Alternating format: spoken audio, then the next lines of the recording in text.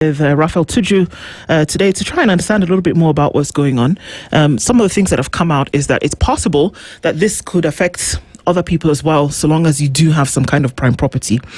Raphael, just try to decongest this for us, because whereas the EADB issue is one, it would appear as though the reason why this piece of property is up for sale is because of a default on the payment of the loan. And so that's why somebody else could come in and bid for it if the courts then had gone ahead and said, because of no payment, and EADB did go to court over this. And so the reason why this could be sold is because of this non-payment.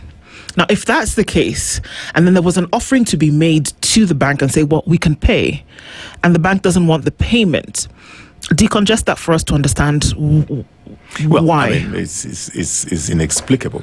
I mean, first of all, the property is valued at, the dairy property is valued at 980 million. Why would the bank want to sell it for 420 million?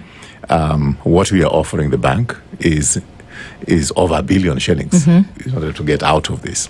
But of course, as in you have that money to pay the bank today, say, yes, take the money, here's the loan. Of course. All right. The thing is that I don't have the money cash myself. I understand, but the thing is that I've been able to make those financial arrangements 3 times before.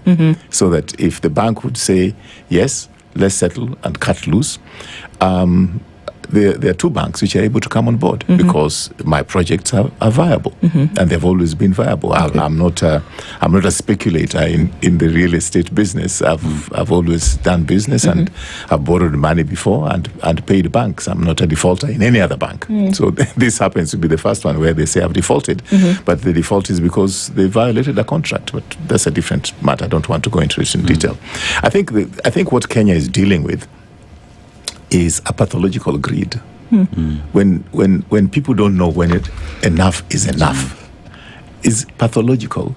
And when you're dealing with pathological greed, it's very dangerous, because this is a situation in which it doesn't matter how much certain people get. The people with the pathological greed, they never have enough. I mean, you could be wearing a very nice suit, but then they see you in a T-shirt and they like your T-shirt and they say, you know, I'd like to have that T-shirt as well. When it's pathological, just like pathological liars. They don't know how to say the truth. So I think that's what we're dealing with at the moment, because some of the individuals involved in this, they have thousands and thousands of acres.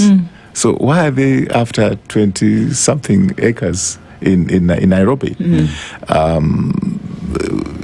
weighed against the thousands of acres that they already have? And if that is not enough, then really we're dealing with a pathological situation here. When you were picked up by the police and arrested and taken to the cells, one would say the treatment did not meet the threshold